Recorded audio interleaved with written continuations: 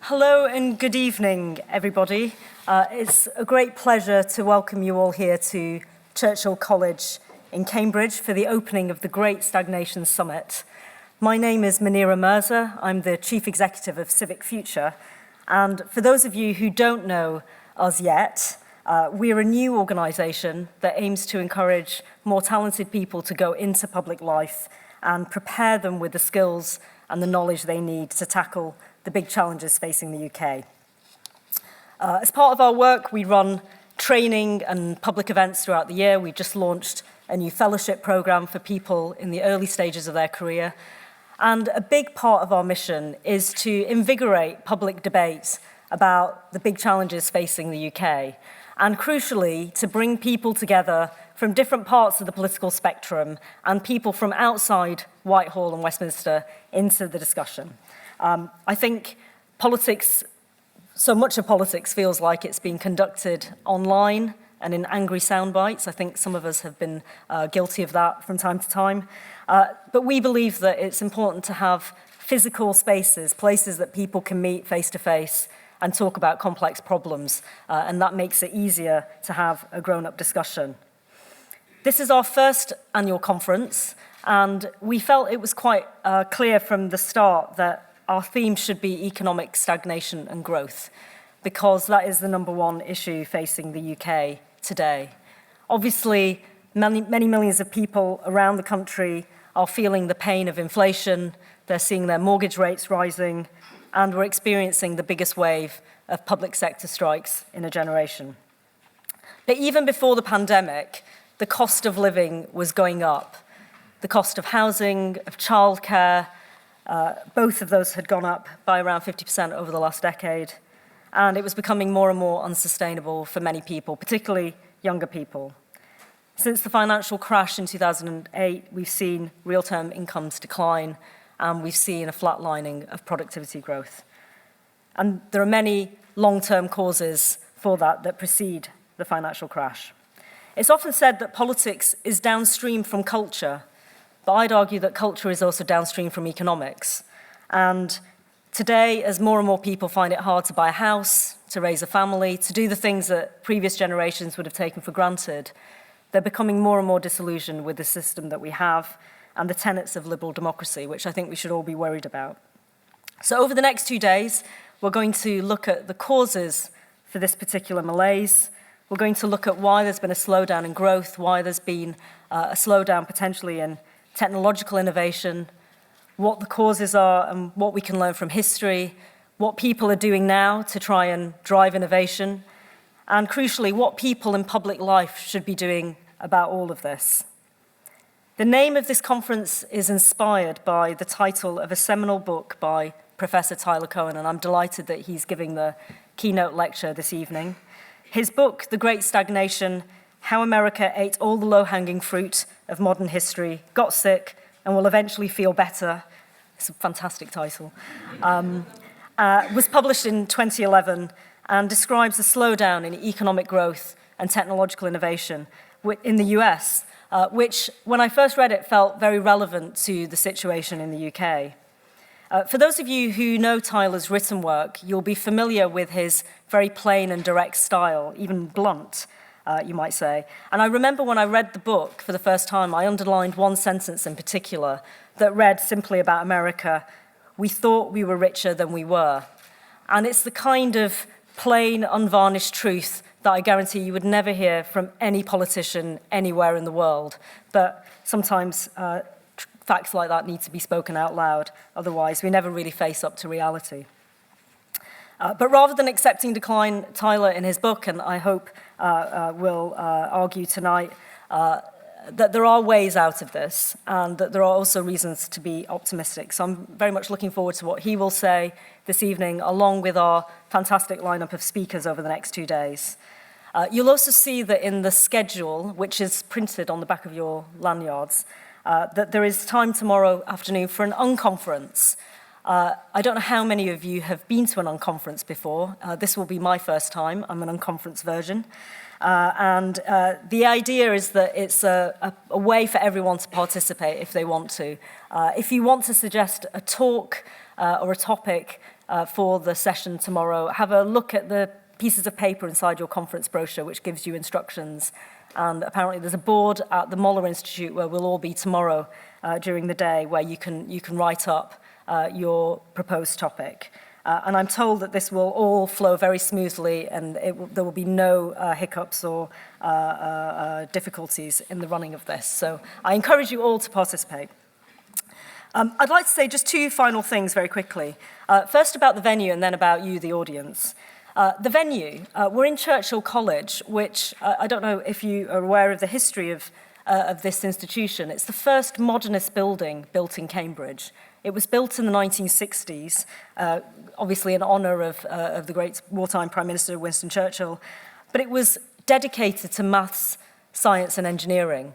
And even today, a very large proportion of its student intake is studying those subjects, along with arts and humanities, because there's always been a mix in the history of this college. And it was envisaged originally by Churchill to be the UK's equivalent of MIT. And it has a very long, illustrious history with association with many Nobel Prize winners. Also, it was built on a green field, for those of you who are interested in planning around the city of Cambridge. And apparently, it was relatively quick to get planning approval. So I think there's a lot we can learn here. I couldn't think of a more suitable venue for the themes of this conference, which are about science and progress. And really, this building that we're in is a reflection of the post-war faith in those themes. Secondly, about you, the audience, I'm really pleased that we have such a mix of people from different professional backgrounds and also different political traditions. I think that politics is too often very tribal, and on these subjects that we're discussing in the next 2 days, actually there is often a lot of commonality, and I think we will all benefit from talking to people that we haven't met before and breaking bread with people who perhaps we disagree with online or in other spheres. So I do encourage you to talk to new people as well as catch up with old friends. Finally, I'm delighted to hand you over to our chair for this evening, Dame Professor Diane Coyle. She is the co-director of the Bennett Institute for Public Policy here at Cambridge, and the Bennett Institute is also a partner on this event, so I'm really pleased to be presenting Diane, and it's been fantastic to work with the Institute. Diane probably needs very little introduction to lots of you in the audience. She is an authority on the themes of progress and productivity. Her latest book, Cogs and Monsters, What Economics Is and What It Should Be, is a great read, very accessible to the non-economist, looks at how economics needs to change to keep pace with the 21st century and the digital economy. Diane is also a director of the Productivity Institute. She's a fellow of the Office for National Statistics. She's an advisor to the National Infrastructure Commission and many, many other public service roles that she's doing or she has done. She has just been awarded a damehood in the King's Birthday Honours List for her contributions to economic policy and public service. So she's a fantastic person to be chairing the session this evening, and I'll hand you over to her now. Thank you.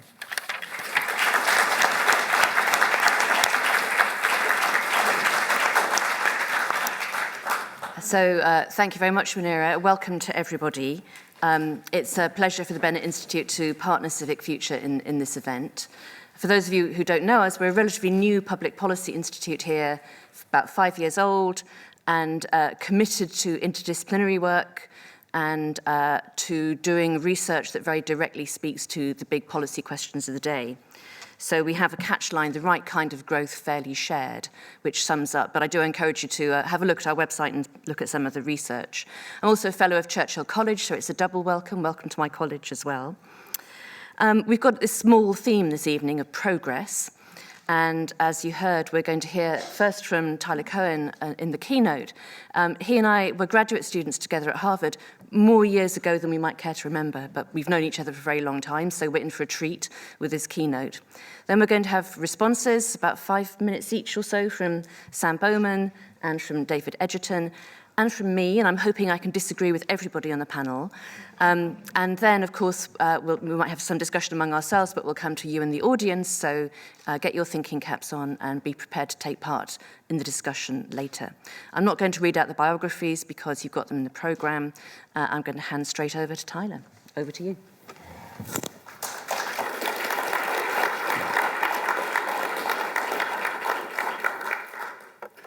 The Great Stagnation was such a disillusioning idea.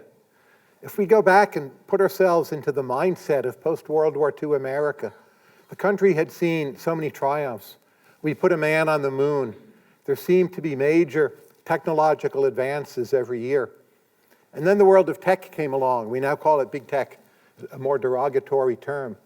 But if you go back to 2010, 2011, the view is that all people would be connected to each other. Politics would change, information would flow, and that just wonders were before us. And then around 2011, or a little bit before, a number of people started speaking up, and they raised their hand, not to cry stop, but to cry, hey, this is wrong. And at first the claim was, the wonders of the recent world, since say 1973, were not actually such great wonders at all. And if you looked at the productivity statistics starting in 1973 for much of the world, including Europe and the UK, there's a marked decline in productivity. Now, there was an uptick again, something like 1995 to 1998, and people thought, well, everything's back on track. We're in this world of the wonders of tech. I think Peter Thiel may have been the first to say it, and he uttered the famous remark, they promised us flying cars, and what we got was 140 characters. Circa 2023, you don't even always get your 140 characters, actually. And as the years passed, more productivity numbers came in, there were more arguments, but the claim that the productivity numbers didn't pick up all the wonders of our society, it just seemed more and more true. And if you looked at quantity data on variables such as investment or labor supply behavior, it just seemed to be more and more the case that there was indeed something wrong. And if you now fast forward to the current day, we're in a world where, say the Fed or the Congressional Budget Office, when they make productivity forecasts, they in essence have admitted the Great Stagnation thesis was, at least to some extent, correct. That it is now a mainstream view that productivity has declined in the Western world and Japan. And this is a problem for living standards. It's a problem for government budgets. It's all the more a problem in an aging world. We're still trying to figure out why it declined. I'll just tell you briefly my core hypothesis, but I have about 17 other different suggestions. But in my view, the core reason was there was this miracle technological pairing of fossil fuels and powerful machines that truly starts being mobilized in the post-Civil War era in the United States, and it just changes the whole world. So you have consumer society blossoming in the 1920s, but the groundwork for that begins to be laid, say, in the 1870s, and we have cars, and we have planes, and we have electricity, and then we have radio, we have earlier computers, we have, the modern world, right? So if I think of my grandmother, she was born in 1905, the first 50 years of her life, everything changed. When she's born, most Americans live on farms, don't graduate from high school, cars are not really a thing.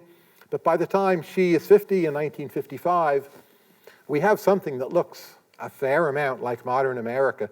I mean, you can visit 1955 America now, and you can live there. My kitchen is basically 1955 America with a microwave added, and I cook in there just fine. I can get better spices, but the basic technologies are the same. If you take the first 50 years of my life, I'm born in 1962. I was born, my mom drives me around in a car. Now I drive around in a car. Oh, my car's safer, it has side airbags, but it's still a car. Like it's not like going from horse to car. And computers are a big change, but so much else in my life, just what furniture is like, how you sit on the sofa, well, you watch TV. Over those 50 years, it was nothing like the changes my grandmother saw, because we had exhausted what we could do with fossil fuels and powerful machines. Again, there's 17 other factors. Our government's regulated too much would be one of them. But I want to just fast forward to the current day because, and here's the good news, I now firmly believe that we are getting out of the great stagnation. This is not fully confirmed. We are not in a time period such as the 1920s where all of the goods are piling onto the table and it's just a new era of unrivaled plenty, certainly not in Great Britain, also not in the United States, but something fundamental has changed. And I think there are three breakthrough areas, which I will mention, and we're on the verge of entering a new phase where much of the economy is still quite stagnant, but we have three amazing areas where we are doing things that we just had not done before. The first is biomedicine. The simple fact that we had a COVID pandemic and we had effective vaccines in less than a year. I recall reading in April 2020, April is kind of late in the pandemic, there was a New York Times symposium of quote-unquote experts, and they were all asked, when are we going to have a vaccine? The most optimistic one said, 4 years. Obviously, that was totally wrong. It was in less than a year, certainly less than a year from April. In fact, the vaccine existed in April, and the experts are saying 4 years. If you look at progress against malaria, I think it's likely within 5 to 10 years, HIV/AIDS, there'll be an mRNA vaccine for that. Possible progress against cancer, CRISPR, progress against dengue, sickle cell anemia.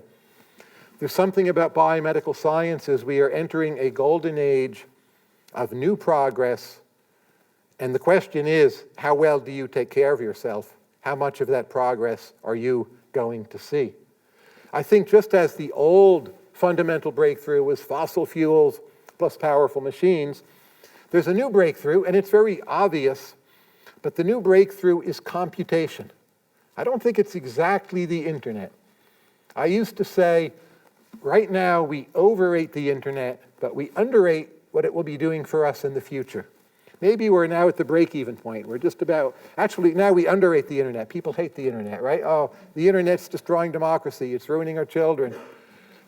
Think of the new fundamental general purpose technology as computation. So a lot of the biomedical advances are driven by computation.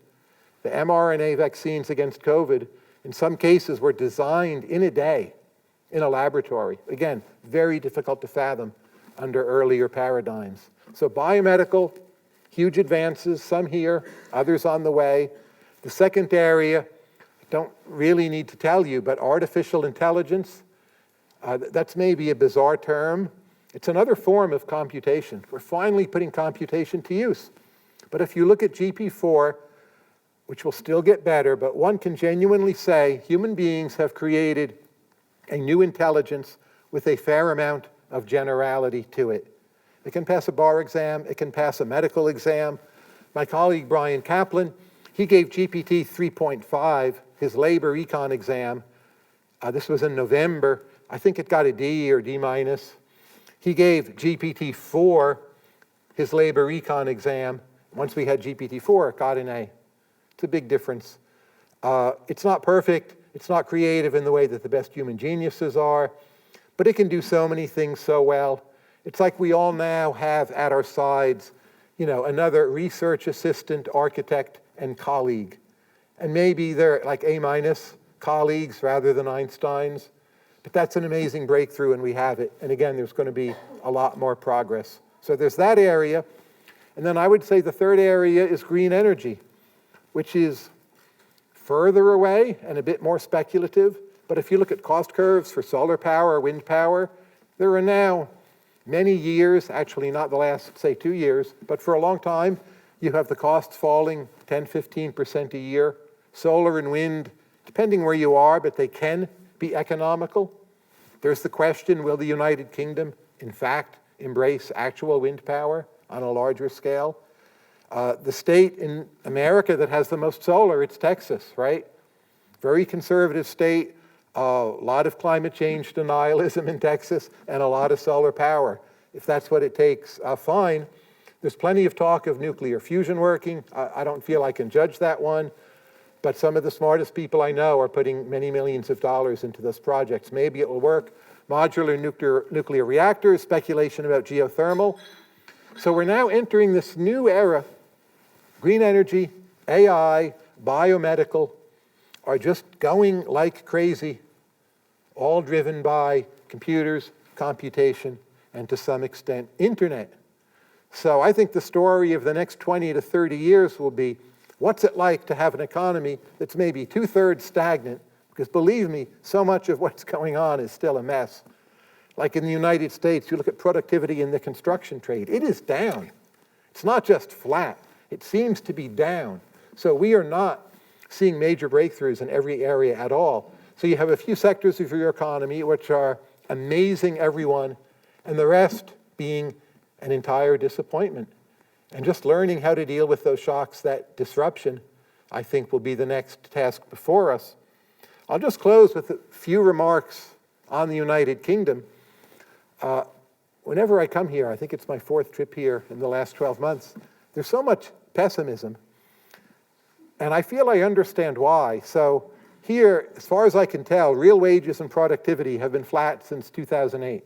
It's a long time. You can't just say it's a business cycle. You can't blame it on austerity, though people do. Whatever you think of Brexit, you can't blame it on Brexit mainly. So there's some fundamental structural problem. And again, it's like what caused the Great Stagnation. There's 17 different things you can talk about. But here's just one factor, it seems to me underemphasized in the discussions I hear here. If you ask yourself a simple question, what are the places in the world where some new idea can be developed and turned into a success? That South England is one of the few places in the world where you can say that. The United States, even then, just a few parts of it, you could say. Switzerland, yes. Parts of Germany. Japan, you could debate. But China, you could debate. I think I would still say no for the most part. But again, you could debate it. But South England, you cannot debate. It is one of the handful of places in the world where you can do new things. The idea, the research, I don't mean that the whole thing is produced here. That's not true anywhere. But succeed with something. So you see it with vaccines, even simple things like healthcare data. So the steroid that people took to protect themselves against COVID, where did the data for that come from? It came from Britain. And it worked. It saved thousands of lives around the globe. DeepMind, pioneer in AI. Where's that company from? I don't need to tell you all. It's from the UK. Now, how much of the returns from those innovations will the UK get? It seems to me there's a long-standing trend in your history to be amazing at producing ideas and terrible at capturing the gains from those ideas. And this isn't a recent thing. You can go back in time. Here's one of your new ideas. You could call it America. You can't call it the United States. I'm not saying you haven't benefited from us, but it did slip away just a little bit. Rule of law, by no means exclusively a British notion, but you're extremely important in the development of that idea. You could fast forward to James Bond, the Beatles. They're still putting out another song using AI. Can you believe that? So you're like masters of soft power, even the notion of colonialism. I'm not saying it's a public good. A lot of it was very bad. Some of it was good, clearly good for Singapore. But there was a publicness to what you did. So you've spent actually centuries building out things that have a strong publicness component. And at producing publicness, you're one of the 3 or 4 best places in the world. Now, it used to be way back when, let's say pre-1880, if there's a new thing, whatever the thing is, burning coal or a certain way of producing textiles, of course, you would have to put that thing in what was then Britain. But a much better developed world, the empire's gone, there's more intrusive government regulation here. You no longer have to put the new thing here. So DeepMind might stay here, but will the UK, South England be a center for AI innovation? Could be yes, could be no, but you don't have to be here anymore. And that's the difference. And maybe that's been the case since about 1880 or maybe the 1920s, but you don't have to be here. You're still masters of producing ideas. The gloomy talk I hear way underrates this place, in my opinion. But you still have this core problem of where are you actually, or how are you actually going to convert those ideas into higher living standards for the great majority of your people? Anyway, I was told 20 minutes. Those are just some of my thoughts on the great stagnation. And now we turn the floor over to other people. Thank you all for coming.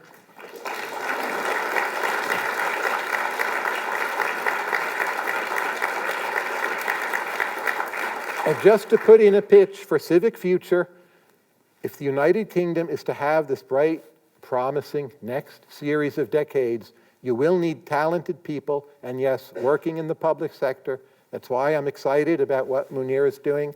It's why I'm here. So, I mean, let's do it. It can be done. And best of luck to us all. Thanks.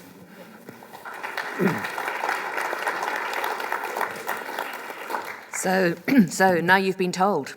But we're going to turn first to some responses to Tyler's remarks. Thank you so much for getting us off to a great start, Tyler.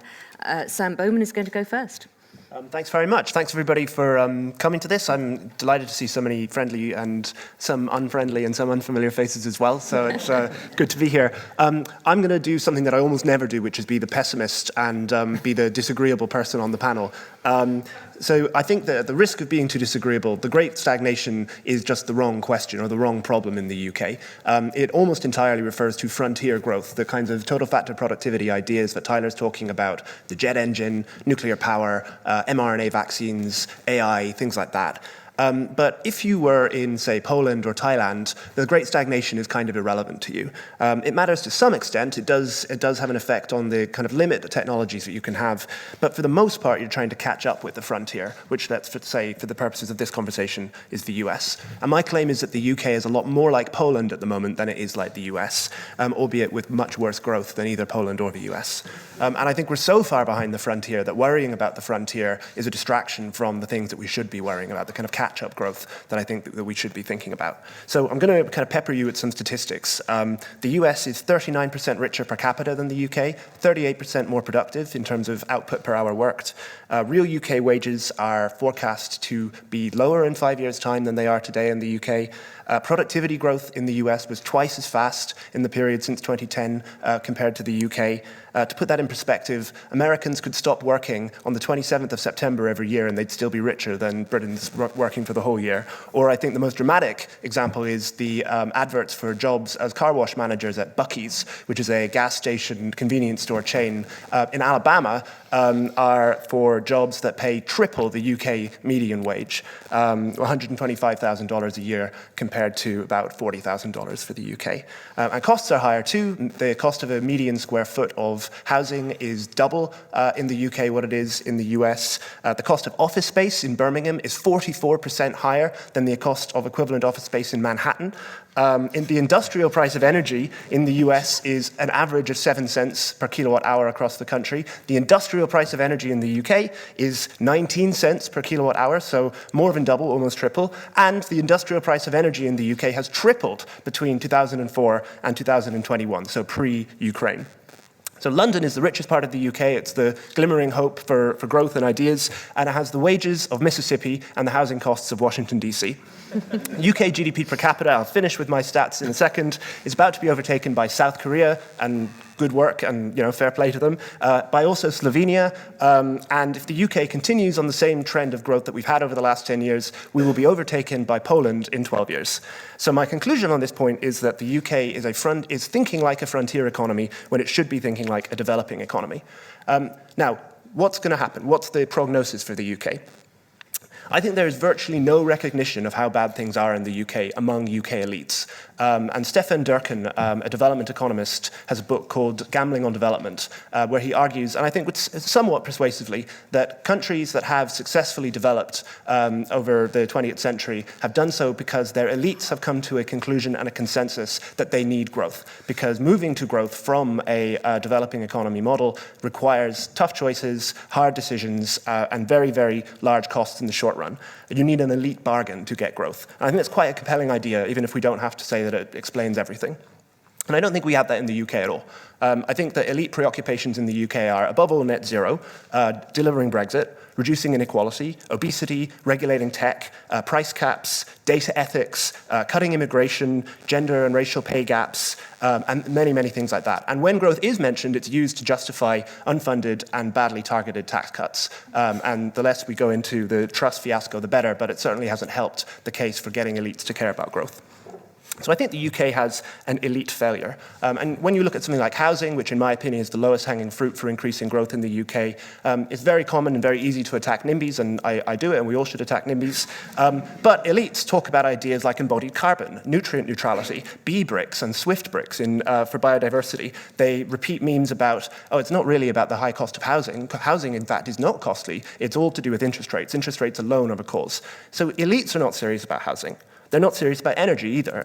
I think one of the most compelling explanations for the Great Stagnation is given in the book Where's My Flying Car, published by Stripe Press. And this points out that the Great Stagnation coincides in an end to a historic increase in per capita energy use, coinciding with the oil crisis, after which point our energy use begins to level off and then decline. And I think most elites have buried their heads in the sand about both the cost of energy in the UK and the implications of moving to wind and solar for most things. And they point to things like the levelized cost of energy, which completely flatter renewables because they ignore the costs of intermittency, they ignore the costs of needing backup gas power, they ignore the fact that producing energy in the middle of the night is not very valuable, whereas producing energy during peak demand is very valuable.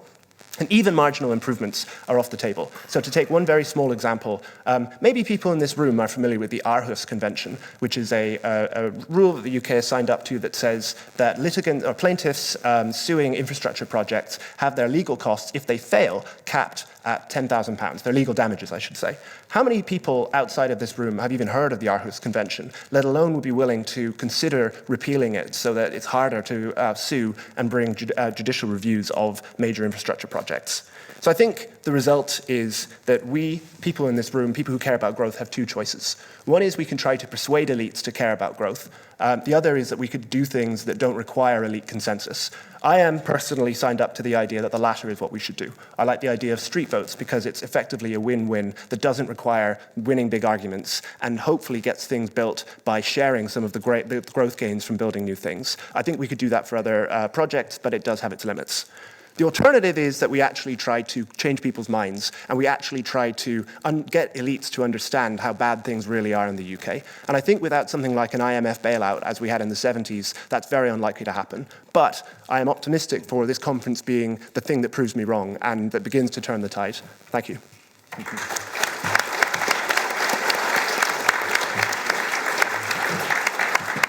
Thank you, Sam. Great statistics. I can already sense some challenge in the room, so that's fantastic.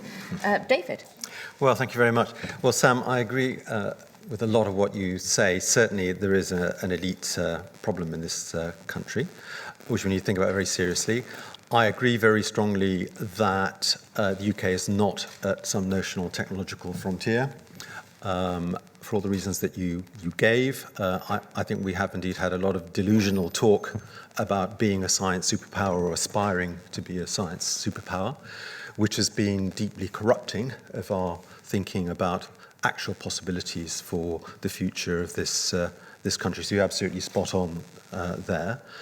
You're also spot on to recognise the deficit in productivity and in many other things that the UK shows in comparison with many other countries of the world. And I think indeed, instead of a set of policies focusing on innovation and grandiloquence, we need a politics of improvement coming out of a sense of modesty about the UK's position in the world. So I'm very much with you on all of that.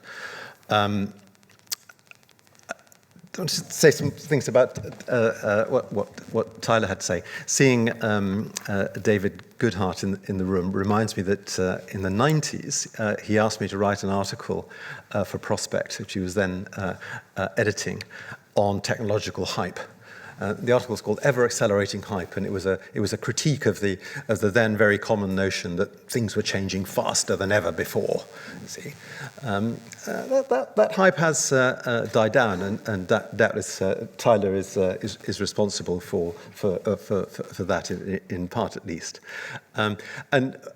Like Tyler, I very much kind of agree that at least at one level, people living in the past experience much more dramatic change in their lives. And my favorite period is really kind of around 1900, where you go from a world without motor cars, without airplanes, without radio, without cinema, without fast transatlantic steamers, and many other things. I mean, really transformative changes, as Tyler has indicated, and indeed much of the extraordinary transformation that we see in the world today, and we shouldn't forget this, and the rate of transformation of China is historically unprecedented. I mean, there is no great stagnation there. It's the exact opposite. But that is in large part about the extension to China of some of these very long established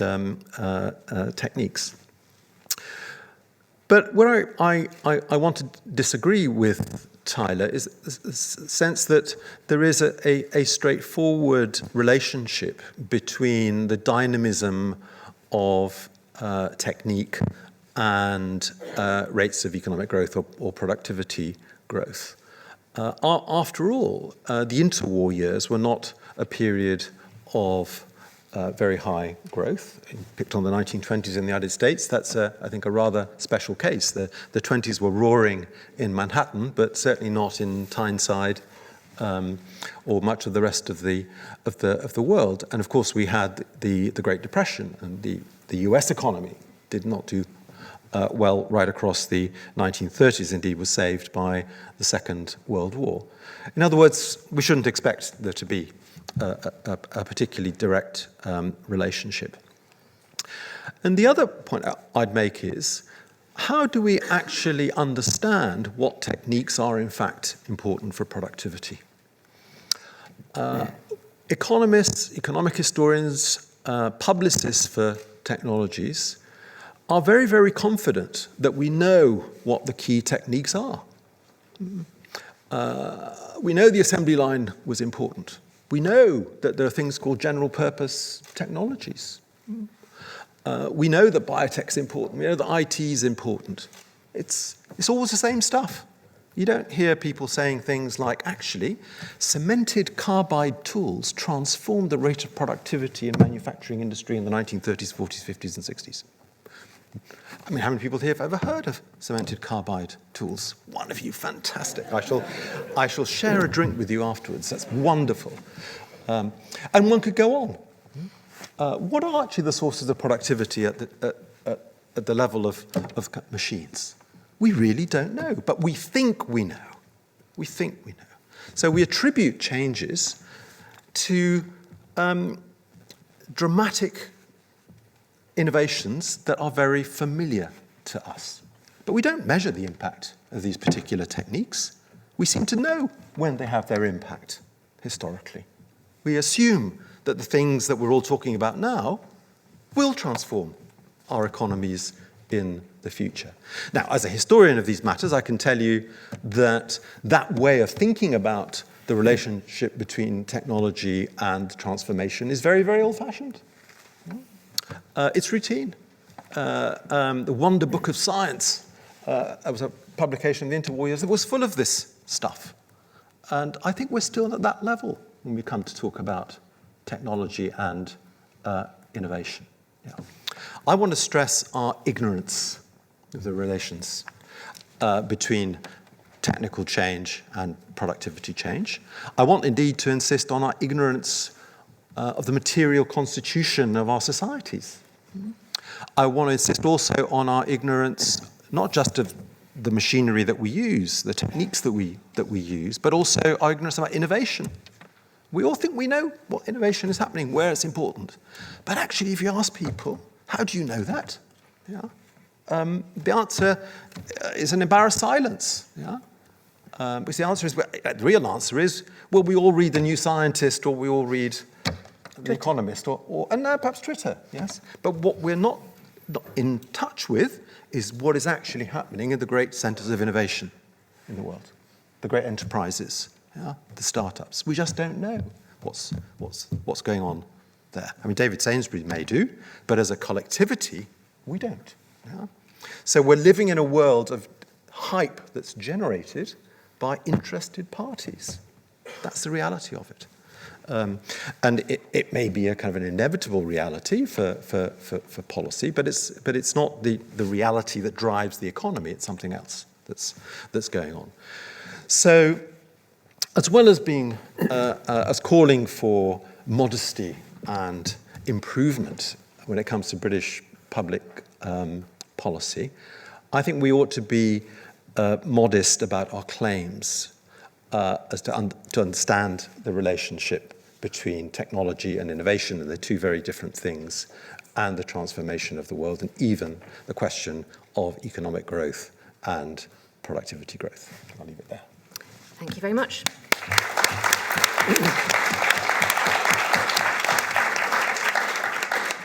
So, as I hoped, I disagree with each of our panelists about something. So, Tyler, I agree with you about the exciting technological innovations that we're seeing. I do think they're amazing. Computation is essentially free. Its price is still falling at an extraordinary rate. And I disagree with you, David, about giving up on the frontier. I think we should aspire to be a science superpower in the bits of the frontier where we plausibly can. It's not the whole waterfront, but we should do that. But, Tyler, I would like you in a moment to respond to David's point about this isn't changing people's lives. You made that point yourself about your grandmother. Hans Rosling has a wonderful TED talk about the impact of the washing machine. Part of that, it seems to me, is because a lot of the technology is coming out of quite specific types of people who probably don't ever do their own washing and don't think about those kind of everyday innovations that would change people's lives. So have a think about that for a minute. And there are things that haven't been raised. So we are living in a world, I think in both the US and the UK, where we do have a food system that's making people unwell, obese, damaging the environment. We do have a finance system that's making its customers worse off. We do have a housing market that can't provide people with housing. We've got a pharma industry that in extreme cases is killing people, but needs them to stay ill. Now, Sam, I don't really like the elites framing, I have to say. Other people might call it capitalism or monopoly capitalism or the way that markets have become much more concentrated. And so I'd like to get some feedback from you about what you think about that and why the elites construct is a useful way to think about this. And then finally, climate is a problem. Of course, elites can afford to worry about it more and have certain preoccupations about how to address it. But we are much poorer than we think we are because we've been using nature for free since at least the Second World War and much longer. And in those post-war years, it wasn't the binding constraint on growth, that was physical capital and human capital. But now we're at a point where we'll have climate refugees, we'll have biodiversity loss, we'll have agricultural productivity falling because of the depletion of the quality of the soil. And those are real phenomena that mean that we are actually much worse off than we think we are. So I'm going to go in the same order, I think, Tyler, maybe a few responses from you. There's a lot of pessimism in this room. I guess I'm the resident American. My first question to Sam is just, you do live here, don't you? So if you look at the two biggest scientific innovations with real impact of the last 3 years, vaccines and artificial intelligence, large language models, right here had a huge role in both of them. So not in every area, but from my point of view, you are a scientific superpower. I fully grant that's not good enough. You need to get all the other things right to capture the gains from that. But I think you should be very optimistic, bold, and brash in pursuing it. Now, the question about uncertainty, this may reflect my background as an economist. You know, how valuable are different things? The market figures that out. Now, the market may miss the externalities, say with climate, But how much is a car worth? Or that I have cable TV, is that important? Is that trivial? Well, I don't really watch it. I would let it go, so it's trivial. And there's an iteration. And over time, yes, we need to adjust for externalities, but we have pretty good measures for what's important. You see what people are willing to do without. You compare across countries, and you can just look, what are the countries that immigrants want to go to? US, Canada, Australia, Ireland, and dare I suggest, the United Kingdom. And that's another reason not to be so pessimistic. Just look at the simple brute fact of demonstrated preference. Where do people want to go? Not everyone wants to come here. It's in the top 10. Arguably, it's in the top 5. Now, you mentioned a lot of other problems we have, like, food system, which we all would grant.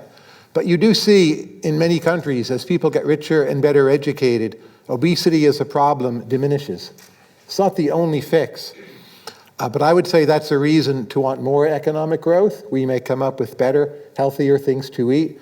I don't think there's a good path where we go backwards and somehow try to replicate, like how we ate in the 19th century. It's just not going to happen. But I see plenty of wealthy communities, including in California, Bay Area. People eat very well, and they're not obese, and they have more resources for exercise. And I don't see why that can't spread. I get there are sociological reasons why it doesn't spread. But again, it seems to me that's the path forward. Just to close by posing a simple question. If you had to, in the West, not in every country, I'm not talking about North Korea, but either deal with the problems of 2023 or the problems of some earlier era, pick your year. For most parts of the Western world, you actually would rather have the problems of 2023, I would submit. And if we've gotten this far, I think we're able to do a fair amount better. Sam, woke elites or monopoly capitalists? Oh, do I have to pick just one? One of the technologies that I was surprised you didn't mention, Tyler, is semaglutide. And I think that if AI does not end up being the life-changing technology that we hope it is, I think semaglutide will be remembered as the innovation of this decade that was the world-changing innovation. It's quite possible, but I'm reluctant to encourage people to take it. I'd like to see 3 to 5 more years of data. Absolutely. I think there's a very good chance it's a huge breakthrough in the biomedical area. Although, Yes. of course, it has been taken by diabetics for many, many years, for nearly a decade now. So we have a lot of real-world use, but just not for the purposes of weight loss. But just for people who don't know, semaglutide is basically an appetite-inhibiting drug. It's miraculous in clinical trials of obese people. Giving it to obese people means that without any other intervention, they lose something like 25% of their body weight. It isn't perfect. You have to stay on it seemingly to keep off the food, not to go back. But there's a whole new wave of similar drugs now that we understand how it works. And I'm extremely optimistic about it. And, Diane, you mentioned big pharma companies killing people. I think they save a lot more people than they kill. And I think that if you're concerned about obesity, it will probably be pharma and not, low-fat food or low-sugar chocolate or things like that will end up saving people. But it's an odd thing to be picking out as your great white hope for the next decade when real incomes haven't gone up for 15 years and are not going to go up for the next 15 years. Absolutely. I'm right. Well, my whole point is that I'm not particularly excited about new inventions being the driver of improvements in living standards in the UK. I think that it will be capital investment and improvements to the supply of things like housing and infrastructure and energy that will be the driver of improvements in living standards in the UK. I think it is worth remembering that we can have both a very, very impressive and innovative tech sector or whatever the innovations are that take place, and we can do a huge amount of good to global growth and to global welfare improvements without having a huge amount of benefit ourselves. India has a hugely successful IT industry that massively improves global growth, but it still has extreme poverty in the country, and I don't think that anybody would say, well, India has a great tech sector, so it doesn't need to worry about anything else. Just on the point, not only do I live in the UK, I moved to the UK. I chose here at the age of 21 when I finished university, and I am delighted I did, and I love this country. But the reason I am so preoccupied with growth is that it should be so easy. We can identify the problems that the UK has. The housing situation in the UK is astonishing. The price system is telling us, is screaming at us that we need to build more houses in places like Cambridge. I mean, 250,000 houses is just the tip of the iceberg as far as I'm concerned. Cambridge, if we let the price system work and if we allowed development to follow where people actually want to live, Cambridge should be much, much, much larger than it is. I'm sorry if that's upsetting to people who want Cambridge to be a museum, but I want Cambridge to be a city. You know, I want the UK to grow in the way that it did in the 19th century. And the reason that I do is because it has so many other benefits, partly accumulated over the centuries. And part of what's so good about the UK is the amount of investment in tangible and intangible capital. Our cities are some of the best in the world. I think the culture of debate and the culture of openness and enjoyment of disagreement in the UK is basically the reason I moved here. It's a much less conformist society than my experience of Ireland was, and I think than many European countries is. So I think it's a huge amount in its favour. Why elites? The reason is that elites are the people that you need to convince to change public policy. Ultimately, if you want to change public policy to make it easier to build houses or to make it easier to get cheaper nuclear, something that we should all be concerned about, something we really, I mean, if we take climate change seriously and take economic growth seriously, wind and solar can only be a very small part of the solution. We need things like nuclear, but we need to get nuclear to South Korean levels of cost, which are about a fifth of the cost of nuclear being built in the UK or the US. To do all those things, we need regulatory changes. They don't need to be purely deregulatory. Sometimes it involves spending more money in certain areas. Sometimes it involves doing advanced market commitments for, you know, small modular reactors or things like that. But we need elites to understand that this is the challenge and that many of their other concerns, as with obesity, I suspect, will be improved or solved by focusing on growth. Growth is the key that unlocks many other locks. And so I think if we want to get those changes, and sometimes we can do it without getting elite consensus, and that's what I'm trying to do, and many people in this room, I think, are working on those types of approaches. But if we want the kind of wholesale change that the UK needs, we need to convince elites that this is the problem that the UK has. What's your line on that, David? And are you warming at all towards the technology frontier? I'll come back to that. I said I agreed that elites were important. I should add to Diane's comment. I don't agree with your particular characterisation of the elite problem, but I think there is a problem with British political elites for sure, and I think one of the most important problems that we have is the lack of understanding these elites show, both ends of the political spectrum, with what Diane has rightly put forward as the central issue, which is the nature of modern capitalism, the dynamics of modern capitalism. And that's what we need to be thinking about, not tech and not innovation and not growth, but what is the nature of the system and how is it changing things. And that's again something that we know very little about. And certainly about which the British political elites on both sides are remarkably ignorant. I don't think one could understand not only the move towards Brexit, but the failure to implement Brexit without understanding that a certain important part of the British elite had no understanding of the nature of modern capitalism. I think that's the fundamental issue. It's also very striking that most of our political economic discussion has precisely focused on innovation and entrepreneurs over the last 40 years, as if the economy were just innovation and entrepreneurs. It so obviously isn't, but that's where the discourse has got stuck. So we do have a problem of conceptualization of the world that we are living in, which is a serious one. I think we may be going back to an interesting debate about capitalism, like we may have had in the 1930s, in the face of the stagnation of the productive capacity of capitalism and the damage it's doing that Diane highlighted, as well as the positive changes. And I think that would be a very good thing. I think we're a long way from that. partly because there isn't much, I suppose, intellectual space for that discussion, and there isn't much discussion of capitalism, within the economics profession. There's not much within history. Sociology doesn't exist as it used to, so it's not clear where the space is. It's in the academy. I think there are lots of spaces outside which are very vibrant at the moment. I think. So I do think we have a big problem of comprehension of the world. On the point about superpowerdom, I'm very aware that I sound like somebody who's not in favour of great new innovations. Actually, I am. I really want the world to change, and I really want to see good ideas supported, and that certainly includes scientific and technical ideas.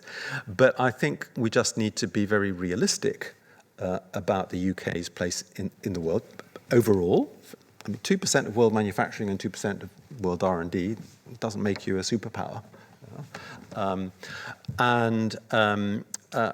While I certainly would want us to encourage really good work at the frontier of science in our universities, I think we need to be very aware that even if we manage to do that, it's not obvious that will lead to a transformation of the economy. To give you a little instance, lots of claims in recent years that the UK was a world leader in battery technology. Yeah, there were laughs. Yes, for all I know, it's true. I mean, there are some brilliant battery scientists, but and I think the Permanent Secretary of the relevant ministry at the time pointed this out, that you've got to be careful if you're going to justify investing in battery technology because you're brilliant at it, if you don't have a battery industry. Yeah, and we still don't have a UK-based battery industry. We had the British Volt saga, which I think will repay some investigation. But the point is that a certain belief in British genius in batteries led to certain kinds of policies focused on entrepreneurship and startups, which have left us with no battery industry. In other words, one really does have to think seriously about where innovations in fact come from, not just universities, perhaps not mainly universities, but from corporations.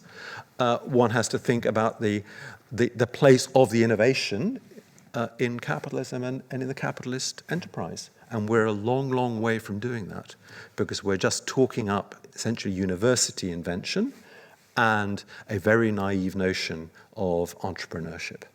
And I think that is not going to lead us to, in fact, innovate, to, in fact, improve the lives of our people. It might make certain people in the city and in certain universities very rich, but we might, in fact, be redistributing income and wealth from the poor to the rich via that mechanism, rather than doing something positive for the majority. Could I come back just briefly on... You can. I'm not that interested in capitalism being good or bad. I think it's really, we're not in a position where we should care about the system. I think we should care about the margin and think about what we can do at the margin to increase growth. And to me, housing is the one area where the price system is screaming, as I say. And I just want to give two examples. A hectare of farmland, this is from 2010, this is from Kate Barker's work in 2010. A hectare of farmland outside Cambridge is worth, at the time at least, about £18,000. If it gets permission to be built on for houses, it rises in value from £18,000 to £6.9 million. Now, I don't know if it's capitalism. I don't really care what we call the thing that is stopping us from building houses on that farmland, but I think it's very relevant that we're not able to build houses on that farmland. Another example, if you look at some semi-detached or terraced houses in Brixton, where I live in London, they probably cost about £1.3 million, and they're probably not very nice. I'm looking for a house. Sadly, I'm not looking for a £1.3 million house, but but they're maybe 2 stories tall. They're enough space for maybe a family of 3, maybe a family of 4 if you really squeeze people in. If you had permission to build mansion flats, very nice, very livable mansion flats, to maybe triple the capacity of the land there, when the land really is the thing that's scarce, you could increase the value of the plot or the value of the property from maybe 1 million, 1.3 million to maybe 2 or 3 million pounds. So there's a huge amount of pent-up potential demand for housing, both around cities and within cities. And I think that reflects what Tyler's point is, or one of Tyler's points, that there is in fact a lot of potential energy in the UK economy. It's just not really been released. I don't know if, it doesn't make a huge amount of sense to me to call that capitalism that's stopping us from building those houses, but I don't really care, and I'm not really interested in saying, well, capitalism is when you can build the houses. I'm not interested in that word. I'm interested in building the houses.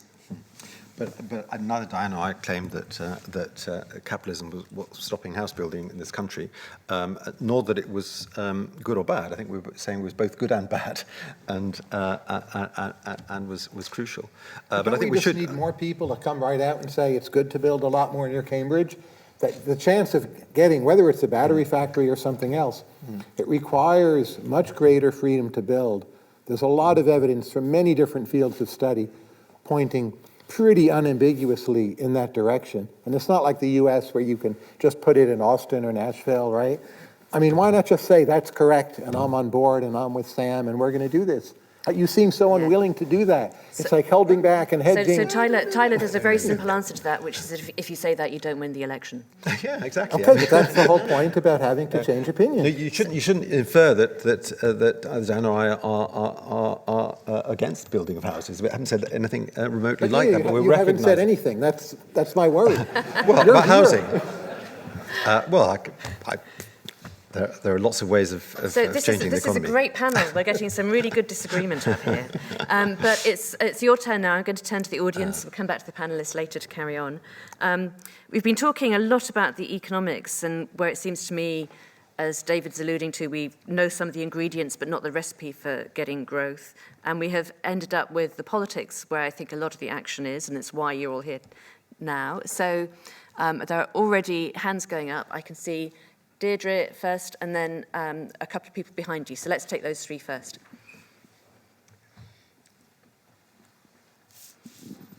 Well, hi. My name is McCluskey. I always stutter on my first name. My first name is Deirdre. I'm not sure your mic is working. Is it turned on? Is my... That's better. Is it working? Yep. All right. Now, my friend Tyler has, I think you'll agree, Tyler, has admitted that he was wrong about the permanence of the Great Stagnation. I never said it was permanent. The subtitle of the book. But all your policy suggestions, all your rhetoric was about its permanence.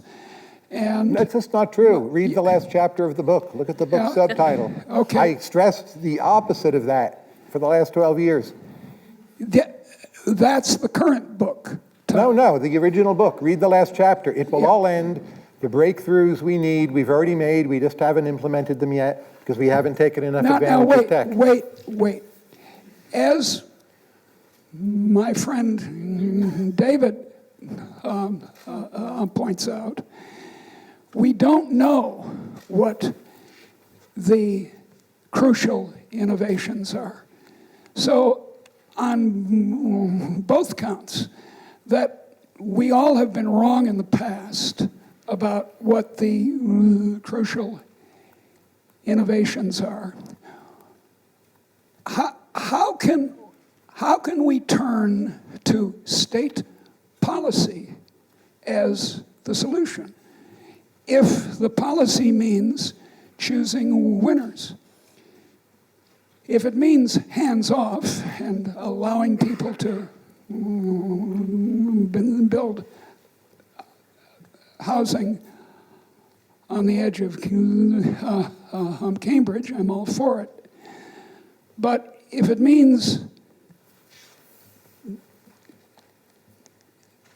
to, look, you can't steer an automobile if you can't see the road ahead of you, if the steering wheel doesn't work very well, if there are no brakes.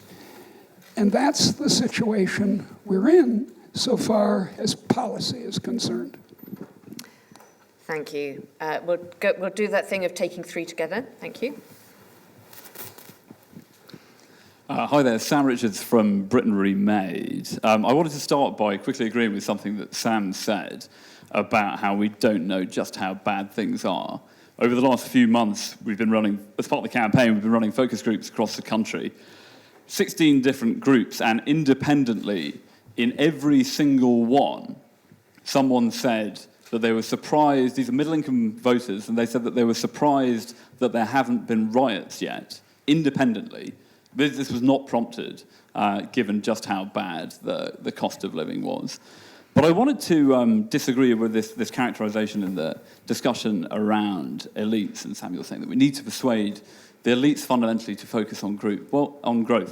Well, when I look around this room, and we have former and current special advisors, we have senior Treasury officials, we have the authors of the last manifesto, members of the House of Lords, all broadly violently agreeing with the need to focus on growth. I'm not sure that it's really the elites who need persuading. 3 weeks ago, I did a focus group here in Cambridge, and everyone is struggling with the cost of housing. A woman in the group has recently downsized her home, and was going to have to downsize again. And yet also, everyone in that group was horrified by the prospect of building more homes in Cambridge.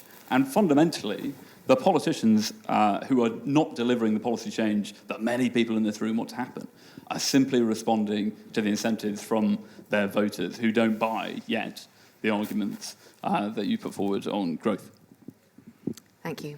Thank you. Hello, Seb Payne from Onward. You've stolen my brilliant point now, which I was going to make to Sam, which is that you talk about elite here again, like you're not thinking about politics and all this, that you say it's really simple what we need to do. Everyone in this room knows exactly what we need to do, but you can't convince voters who are the ones who elect the politicians who could actually do it. I think there's elites at the top of the Conservative Party who agree with every single thing you said and would love to do it, but the electorate is sort of there, and I think there's a real danger this conversation becomes an echo chamber on Twitter, Substacks, and dare I say, Cambridge colleges, where we all just sit and nod and agree with each other, and remember that we are a tiny, tiny proportion of the country, and also the intellectual thinking within the country as well. But I want to make a point to Tyler, when you talked about progress and computational power here, that in the end of the first great stagnation, that was a point at which Moore's law was starting to potentially reach its peak there, and Gordon Moore of Intel said it would come to an end at some point. The latest views are it will be in the mid-2020s when we reach the point that computational power and transistors are not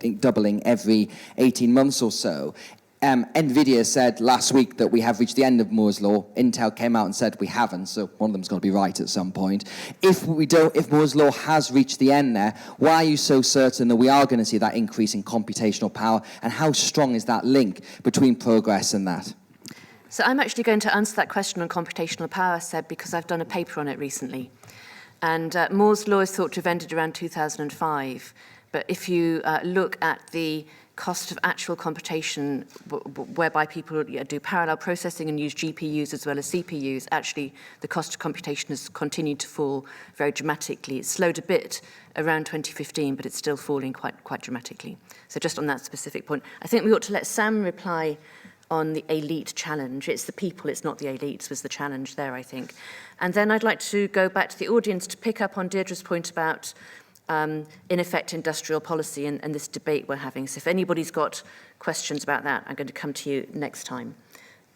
Sam. Great. So I think there are two claims. One is that persuading elites or getting an elite bargain is not a sufficient condition for the policies needed for growth. And the other is that we already have an elite bargain on growth. I think the first is very possibly true, but I would argue that it's a necessary condition, even if it's not a sufficient condition. I think the second claim is 100% wrong. I think it is, for every one person in here, and incidentally, I think that, at least as I categorize it, probably maybe half of the people here, I would say, are actually serious about growth. I don't mean it personally, but I imagine many people here are, for example, very admirably committed to net zero, and put a gun to your head if you had to make a decision between if you were persuaded that there was a trade-off between net zero and growth, and you may disagree that there is one, but if you put a gun to your head, I suspect you would choose net zero. Not everybody, but many people here. That's fine, that's legitimate, but that isn't putting growth first. I think the same is probably true to do with tech regulation. I think, in fact, if we look at what the government does rather than what the government says, then we see that it is much more concerned about things like online harms, and it's much more concerned about things like fair treatment of small suppliers of big tech companies than it is with economic growth.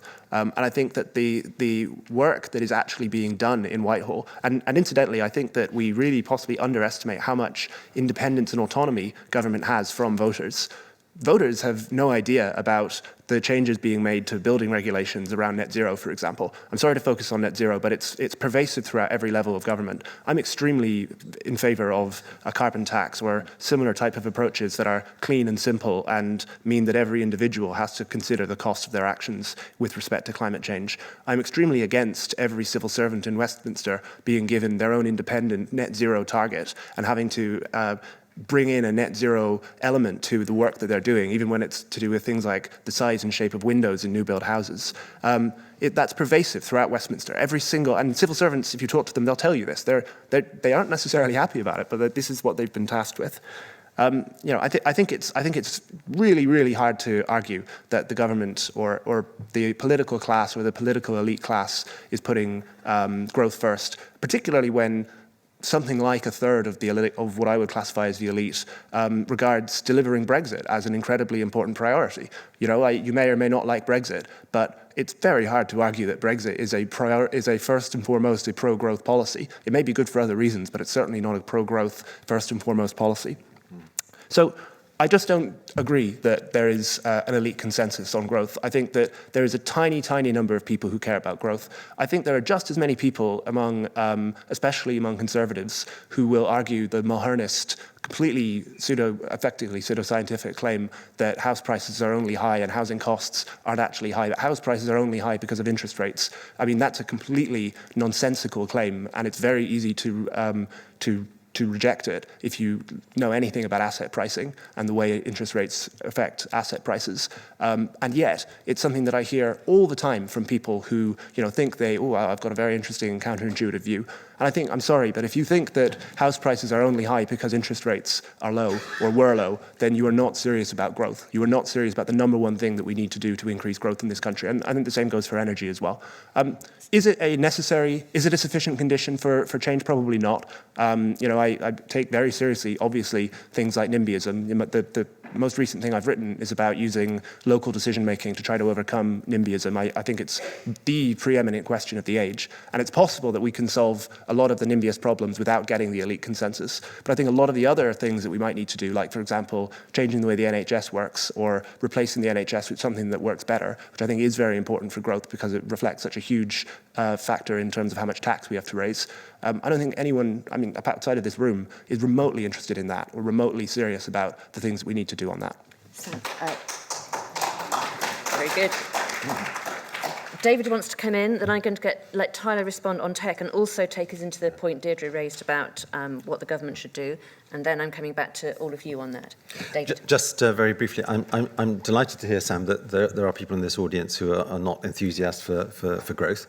Going for growth is such a boring kind of 50s, 60s thing. We should be going for something much more interesting, like, say, transformation or even improvement, that I suggested earlier. Growth is, saying we want growth is a way of just saying, actually, we just don't want to make any choices about anything. We just want to have more.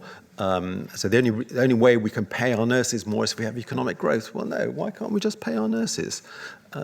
So the invocation of growth for me is precisely an instance of the inability of political elites to think creatively about the economic issues that we face, and not just net zero. That's certainly going to be an important constraint on growth and indeed transformation. So I think we do need to get away from these very, very old-fashioned ways of thinking thinking about the economy. And maybe this is the segue into Tyler talking about industrial policy. I mean, that's the whole conception of industrial policy and R&D policy seems to me are kind of leftovers from the 1940s, 1950s, and 1960s, and we really ought to start thinking about these things in fresh ways. Where are you on that, Tyler? A number of points. So Deirdre mentioned letting the market have its way and choose things. You know, as economists go, I would be seen as quite far along the pro-market side of the spectrum. But I don't think that alone is really the answer. So take a simple, concrete example. I favor much more nuclear power in many nations. In the United States currently, nuclear power, the liability insurance is guaranteed by the Price-Anderson Act, which is the US government. That may or may not be a good idea. I'm not even sure. But I do not have the view, first we need to repeal that, reconstruct that whole system based around markets, and then build more nuclear power. We just need to build more nuclear power now. It's going to expand the role of government insurance guarantees in the system. Maybe that's unfortunate, but we need to do it. So there just seem to be so many cases where there's some urgent externality or problem. We need to do things. Government is part of the bundle, and we still need to do it. And I think that's a more useful attitude than just thinking market should take care of it. But just more generally, to a lot of the different points, and I think Munira said when she introduced me, I speak bluntly or something. It's not really true, but look. I've been here a lot, and first time I came here was 1979.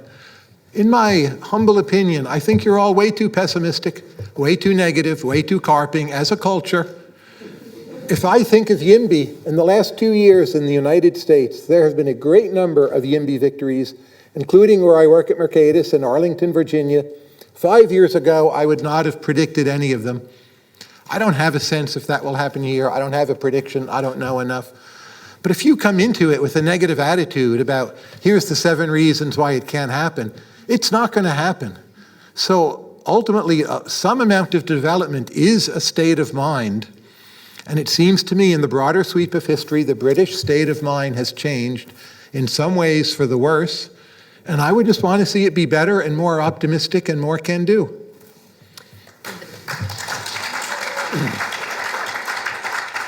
So just put your hands down for a moment. I've seen you. I want to do a show of hands. Who here feels optimistic about Britain's prospects? It's about 40%? So it's better than I thought. Okay, we'll go back to the questions. So it was Ben in the front row and then the gentleman at the back after that. Can you just wait for the mic, please, Ben? Hi, I'm Ben Yo. I guess my question was, is culture upstream or downstream of this economic progress stagnation thing, to sort of Munira's earlier point? Do we need social or moral progress first? You know, we went from slavery, women's rights, disability rights, and those type of things. Does it go upstream, downstream, or is it in parallel? I mean, for instance, if we didn't really discount future people, would you really care about the climate more and some of these types of things? And for instance, I only just learned about matrescence, the science behind what happens when women go into motherhood. If we valued or if we knew more about that sort of thing, would the market put more value on it? But that's a kind of humanities culture thing upstream first. So that's my question. My 2 comments were, I really love South Korea, but their GDP is not on a par of London. So I'd double check on those things. Not in the UK. Oh, but I guess it was a London. It's a South England thing about where we're going. And then I wonder on the comment on the innovation pieces, do you not think markets know anything around this? So innovation about where it would be, because you sort of said that we kind of don't know, and I'd be interested if you thought whether equity markets did. But my main one is whether culture is upstream, and do we need to work on that? Thanks. Thank you. At the back there, thank you. Hi, I'm Brian Asquith, British last name, American accent. So my question is, have the people sort of the technological frontier, in your opinion, just simply gotten much worse at choosing technologies that will diffuse throughout the population since 1970? So take Tyler's 3 examples, right, that you said you were particularly excited about since about 2020. Solar and wind, mRNA vaccines, so sort of broadly biotech, and then I have very little sleep. The third one, AI, right? Okay.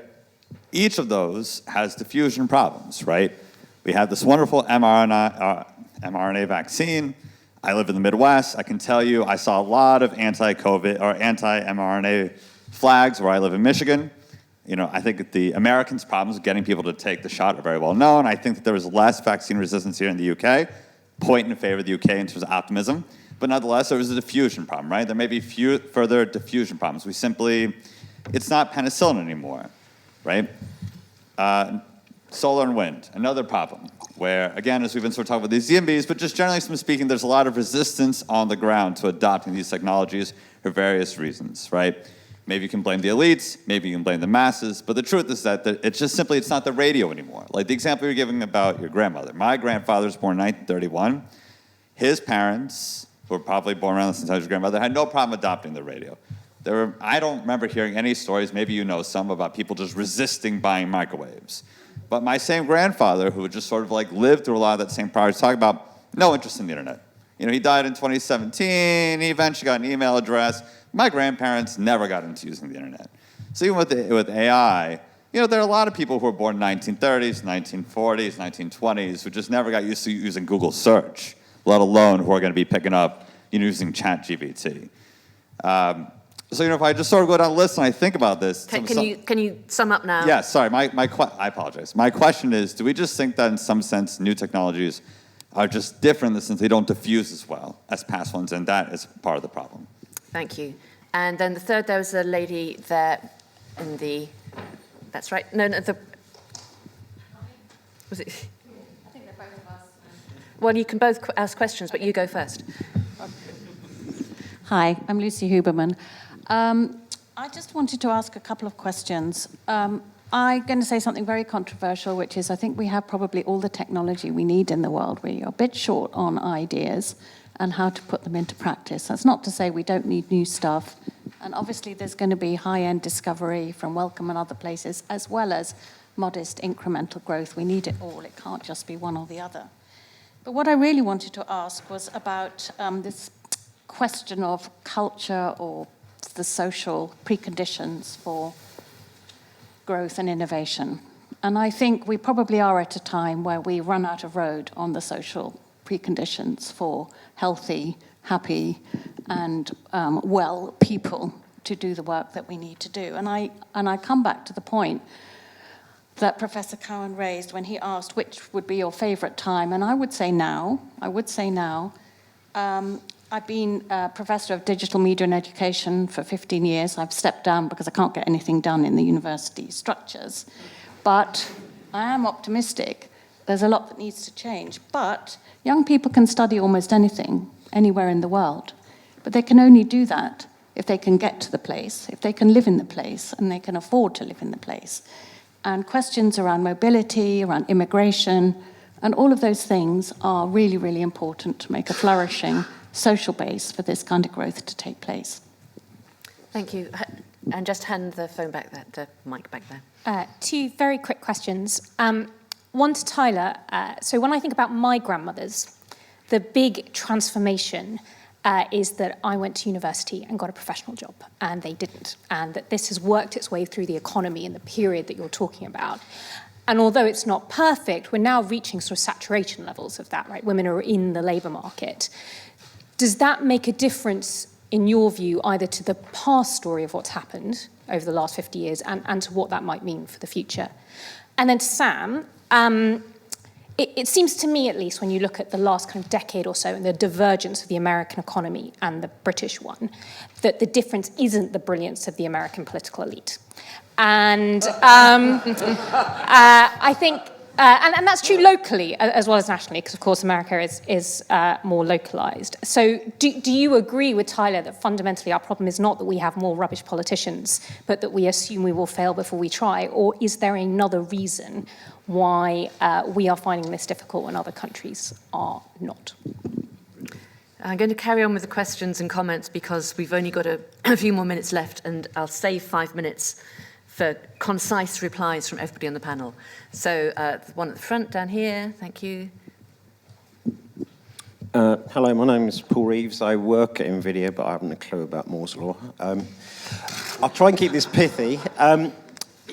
the subject of productivity, it's great there's loads of experts here about that, but to me, one of the things that's missing is the discussion of the idea of destruction and its impact on either initiating rises of productivity and stuff like that. I know people talk about creative destruction and stuff like that, but in the past, my simple understanding would be that productivity rates go up after war, and I'm not suggesting we have wars, and also through recessions. Now, it could be said, so A, I'm interested, do people subscribe to that kind of theory? And also if there is an element of truth to it. In the past, well, in the last 30 years, recessions have tended to actually get lower in depth. They may be longer, but they're lower in depth. So is there an argument that we've achieved stagnation simply through the fact that we have less and fewer deeper recessions as a clear out of capital, but also ideas and things like that? So I'll stop there just to introduce it as a subject, I guess. Thank you. And let's go for one more on this side of the room, right by the wall over here. Thank you. Hello, I'm Nicola Headlam, and I took something from a drawing board to a tech platform in the north of England. So we did that. We felt like we could do that. So it's not just a southeast issue. I guess that's my main question. Is there's sort of both sectoral and spatial elements under which winners win more and losers lose more. So I've been explaining this year as the economy is increasingly K-shaped. So both things can be true at once, right? That the frontier is doing that, but then the majority of the rest of the economy is doing that. And then that, once you aggregate to the average, that's why it looks like we've got 0% growth or 1 percentage point up or down. And arguably, I just don't think that, and yeah, you're absolutely right, less than a percentage point every year since 2008, that is worth our serious attention. But then there is so much confusion in policy making that we're currently in the interest rate inflation problem because the Bank of England don't seem to be clear that there are enough people for whom mortgages and pay rates are irrelevant to their ability to consume. Like, the people that are stoking inflation aren't paying mortgages. There's enough housing wealth, there's enough, and I'm kind of shouting at my radio all the time. It's kind of... Can bring it to a close, Nicola. So don't shout at us, just tell us what the question is. So I just think that all the things are true at once, as in there's the high road and the kind of... a lot of it is about looking at these things as aggregate and average. Within sectors and within places, there are wide disparities, both to the good and to the bad. And I think possibly the vagueness of things are better, things are worse, it needs to be much more specific and data-oriented about where things are working and where they aren't. Thank you very much. So you've got 2 minutes each. I'm going to be strict, particularly with you, Sam, because you talk a lot. A lot to say, Diane. So pick up any of those that you would like. All right. Well, then I'm going to annoy you by saying I do actually think American elites have done a lot better than British elites. One example is relative hostility to big business. I think American elites on both sides are much less hostile to big business. An example of that is the relative prospects for big tech in the US versus the UK, both in terms of antitrust, where there is no such thing as abuse of dominance. There's no crime of how you treat your prices or how you treat your suppliers if you've acquired your market position lawfully and by having a better product in the US, which is not the case in the European Union or the UK. The tech regulation died in Congress. It's very likely to be implemented in the UK. Privacy regulation in the US, I think, is likely to, when they bring a federal privacy law in, is likely to be a lot less onerous than the GDPR is, and I think is likely to be a lot less hostile to big business in particular, but all businesses. I think in terms of things like fracking, the US political elite have done much, much better, and energy costs in the US are much cheaper, much, much cheaper, as I've said. There are many other things. Housing is cheaper in America. Not all of this is because the US federal government or the US federal elite is superior to ours, but because they don't have to be superior to ours, because their federal system means that it's much less decentralized and they can do things at the state level that in practice end up being far better than the things we're doing here. So yeah, I think America has got a lot of things right. I do just want to say, I'm not a pessimist. I've just listed a bunch of facts about the UK being poorer than the US. I'm a huge optimist. I don't think that the way to improve the state of the UK is going to be to persuade other elites. I think that's a waste of time. I think the way to do it is to find keyhole solutions that get more houses built, get more energy supplied, get the cost of childcare down, get more infrastructure built without elites having to agree to it. And I think if we do that, we'll be a lot richer. Thank you. This is like one of those quiz shows. David, your 2 minutes. Yes. I'd also like to say that I'm optimistic. I think there's a huge difference between what younger generations think and what political classes think. I think there were two different planets. I think there's a lot to be hopeful about in the thinking of younger people. I'd like to take up the point from our friend from the north. I think it's a very, very important point, and so we can have discussions about national moods and so on. Are we optimistic? Are we pessimistic? Countries aren't like that. Countries aren't individuals. And as you very rightly say, people in different parts of the country in different positions have very, very different experiences. And yes, living in a big expensive house in London, a place where lots of people want to come to, is a very different sort of thing from living in poor parts of the country, including poor parts of London. And I think one of the important changes we've seen over the last 40 years is increasing inequality of both income and wealth and increasing regional divergence. It's much harder to speak of the notion of a nation with certain characteristics. And I think we have to be much, much more alive to that. In terms of the politics, I'd like to see, I would want to see a reduction in all those differences. And I think it's a matter of great regret that neither political party, in fact, wants to confront those issues. There's a lot of sloganizing about it, levelling up and so on and so forth, but practically no serious action or commitment to do anything. Thank you, David. Tyler, you get the last word, and you've converted the rest of the panel to optimism from the sound of it. First, I would second everything in Sam's last comment. But just to address, why is the UK fallen behind the US? I think it's a very difficult and subtle question. I see at least two factors. I think the last few decades in the world, for exogenous reasons, have favored scale. This has helped China a lot. It's helped the US a lot. You look at the governance of California, it's awful, right? You see this in San Francisco, other places, tax issues, zoning. But California is mostly still doing amazingly well because it was prearranged to take advantage of an era where scale meant a lot. I don't see that the UK has been prearranged in that way. I don't think it was terribly situated to take advantage of scale, given the English language here, but not positively situated in the same way that a country of 330 million people in greater wealth really has taken advantage of scale.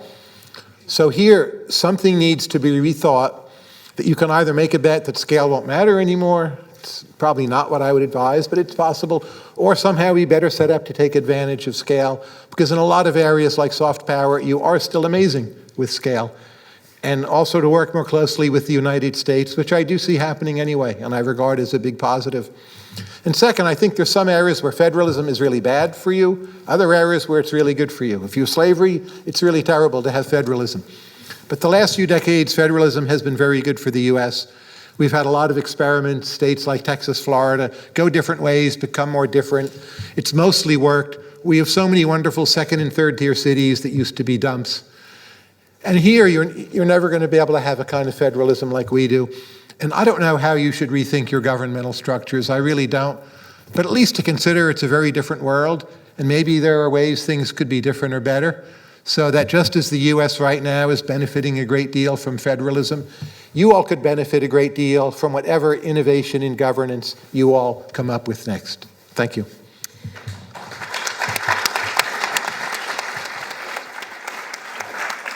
So on that note of optimism, I'm going to invite you all to go back to the buttery where you were before to have a drink and a chat, and then dinner will be in the hall upstairs at 8:30. But please join me in giving our panellists a final round of applause. Thank you.